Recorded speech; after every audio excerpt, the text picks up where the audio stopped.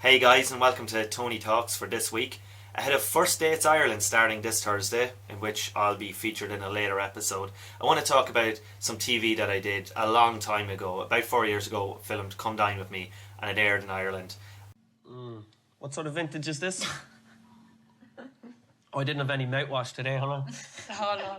I'm certainly not a wine connoisseur, but I can tell when wine tastes like piss, and my wine tonight tasted like piss.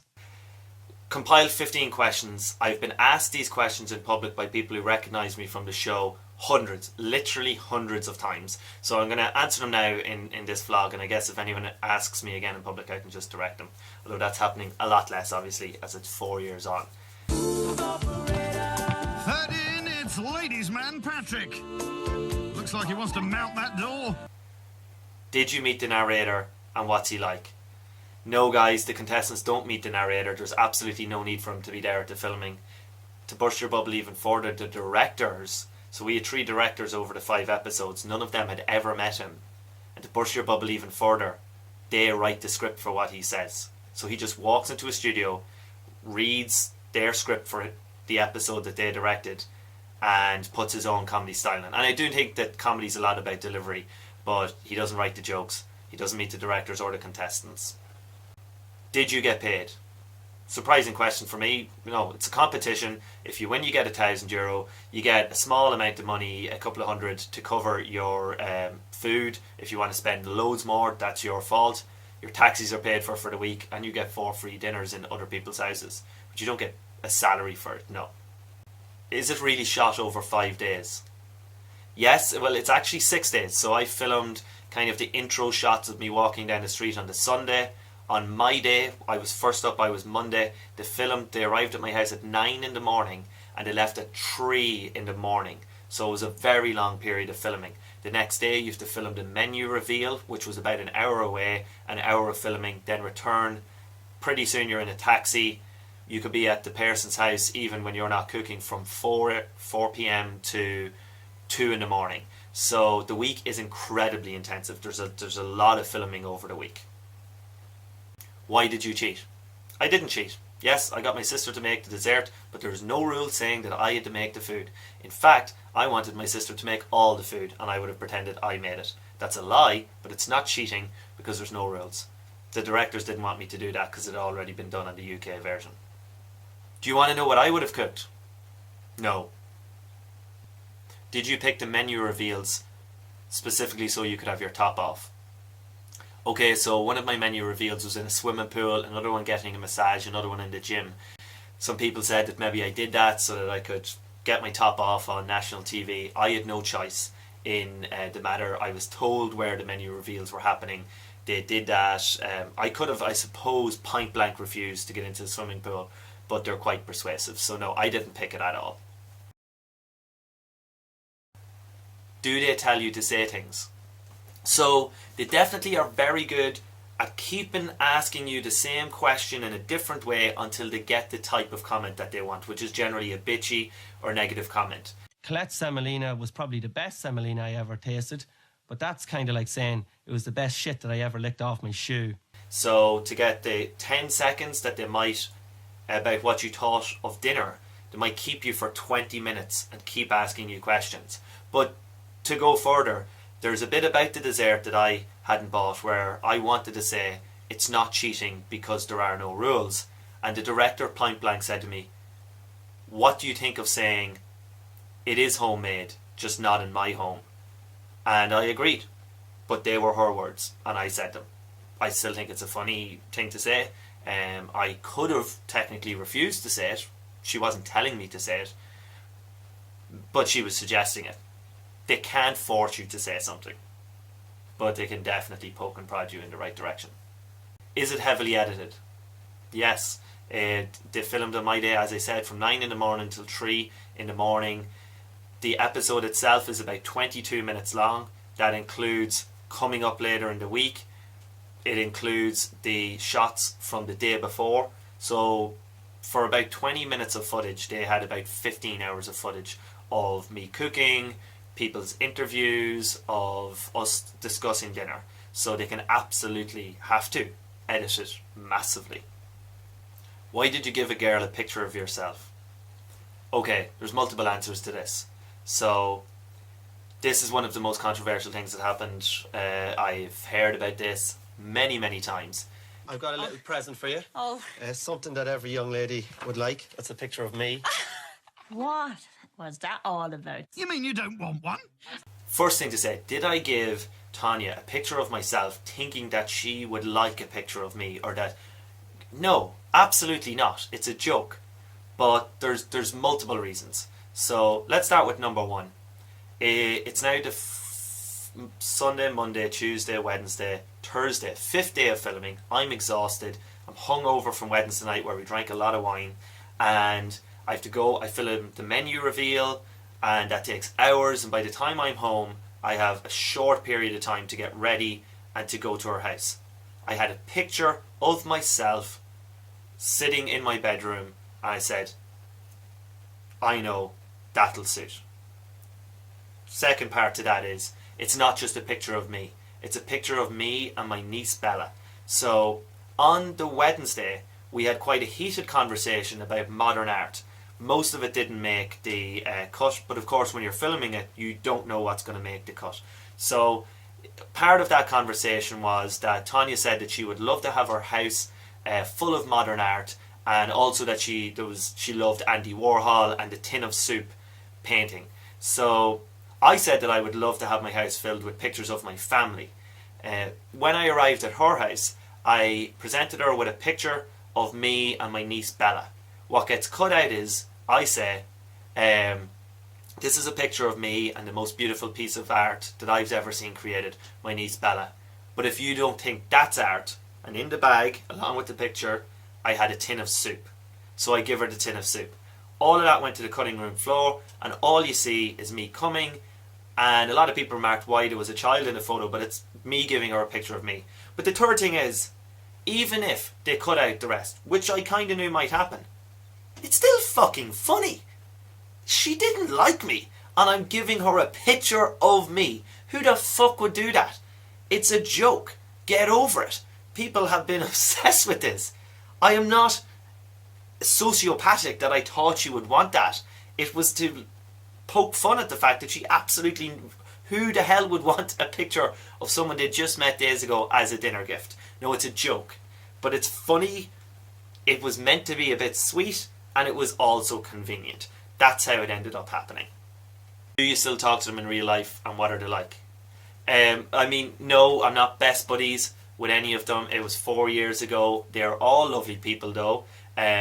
All quite different than maybe what you see them as on the show. Stayed in touch for quite a while afterwards, but I live in Limerick. It's quite far away. I have purposefully met up with them a few times after the show, not in a while, so I wouldn't say we're really good friends, but I certainly wish them all well, and they were all lovely people.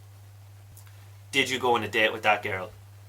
Well, that girl's name is Tanya, and she kind of didn't like me as the show went on, but that's the way they edit it. Kind of behind the scenes we're getting on all right, but they like to cut the bits where it really looks like everybody's not getting on. And we get on fine, and certainly at the end we talked about meeting up, and the last line of the show was, Tony has asked me out on a date all of a sudden, so, but he's still paying. Is she really going out with him? We had planned to meet up. Unfortunately, after 6 days of filming, I returned home very late that night to find out that my uncle had passed away, and it was a very hard time for the family. Second suicide, my mum as well, in a number of years, and I was working in Limerick as well at the time, so with all that commotion and kind of upset, we never ended up going on a date. Tanya did come to the funeral. It's very nice, and as I said, we stayed in touch for a while afterwards, but we never ended up actually going on a date, no. Did you get much abuse? Absolutely. And I didn't expect as much. I mean, definitely every night that I went out in Monaghan for a long time, guys tried to fight me, people shouting stuff at me, people coming straight up to me just to say, you're an arsehole, you're a horrible person. I had 3 Twitter accounts set up, and the only tweets that had come from those accounts were directly to my account. I had a woman, a mother in my hometown, who was lambasting me for cursing on the show, for being an arsehole on the show, and I kind of tried to stop it by saying, look, you don't know me just because you saw me on the show. And she said, I do know you, and I know your mother killed herself, and you should do the same. That's probably the worst piece of abuse I've ever got in my life, but I rose above it, and I rose above the stuff online because of trolls. I wasn't expecting as much, and I wasn't expecting it to go on for as long, but I that was kind of a learning curve, but it never really got to me. Did you get many compliments? This question is sometimes asked in another way, like, oh, did you get the ride out of it? No, I wouldn't say I got the ride out of it. Did I get more attention? Yeah, absolutely. I got 400 friend requests that week on Facebook alone. A lot of them were from girls, single girls or whatever, on messages. I didn't meet up with any of them. I messaged a few. I was not doing it for that purpose. I got some people, nice people. I made friends who I probably wouldn't have chatted to the person in the bar other than they'd seen me on it. We got chatting and that sort of way. But compliments, yeah, you're a bit of crack on it, that kind of thing, nothing major. And the kind of more coarsely phrase, did you get the ride out of it? No. Why did you go on it? So I give a number of different answers depending on who the person is. So if this was part of a multitude, like numerous questions about come dine with me with a stranger in the bar, I just said for the crack. And that's partly true. Just went on it to have a bit of crack and do something different, and it certainly was that. A kind of longer answer I would have give was that the International Society and the university run a mock come dine with me, except all 5 people will be of different nationalities, and I'd taken part in that and cooked a meal for 4 people of different nationalities. And when the application forms for Cavan, Monaghan, come dine with me come out, I think it was my sister Linda pointed them to me and was like, you're after doing something similar to that, would you apply? And I did. So that'd be the second kind of longer answer. And finally, Mr. Confidence himself, Tony. Hello, Tony. How's it going? How are you? Nice to see you. Come on ahead. There's an even longer one, and I suppose, like, you're seeing this confident, well-dressed guy who, in the time, was in a lot better shape than I am now, and it wasn't that long before that I spent an entire year working in a university without going to the bar once, spending a lot of my spare time alone in bed. I wasn't drinking, I wasn't really socialising, mental health issues, following kind of relationship breakdown and the passing away of my mother. So I had this period of my life not long before this where it was very grim and wasn't a happy place or an exciting place. I wasn't doing a lot.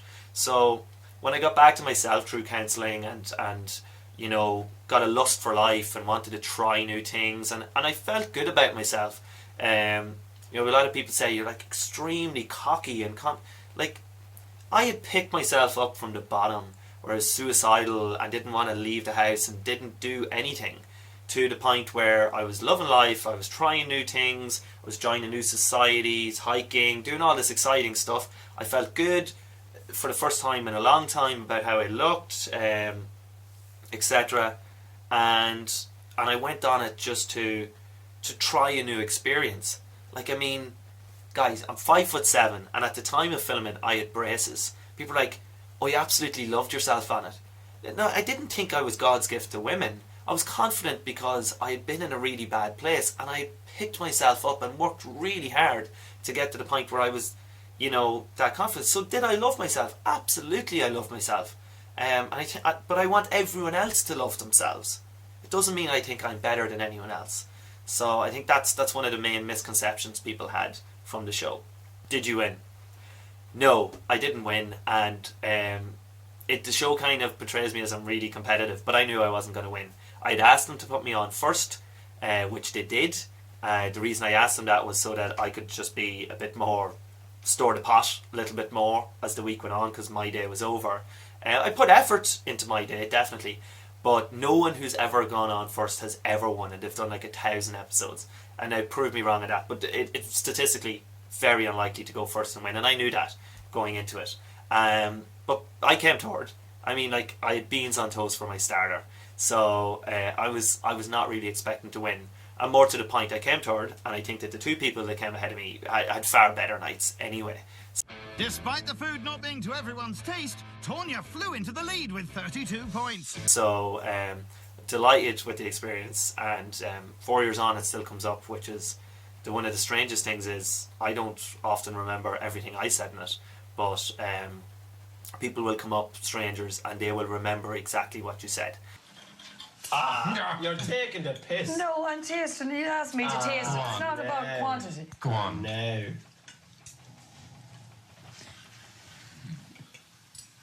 Take a drink of water. It's gone down for the moment. You're being a drama queen. No, I just don't like it. I don't like. I drank beer out of a welly at a concert once, and I didn't make that face. It does make me a little bit scared about First Dates coming out in a few weeks, but I mean, there's a big difference between being kind of one of 5 in 5 episodes over 5 nights set in Cavan, Monaghan, where everybody kind of there was watching it. First Dates, my date is going to be 10 minutes of one episode out of 6 episodes over 6 weeks. So I highly doubt that it's going to have the same kind of impact, and people shouldn't be setting up fake Twitter accounts to abuse me, hopefully. Anyway, thanks for watching, guys, and if you subscribe, I'll show you where you can find those episodes.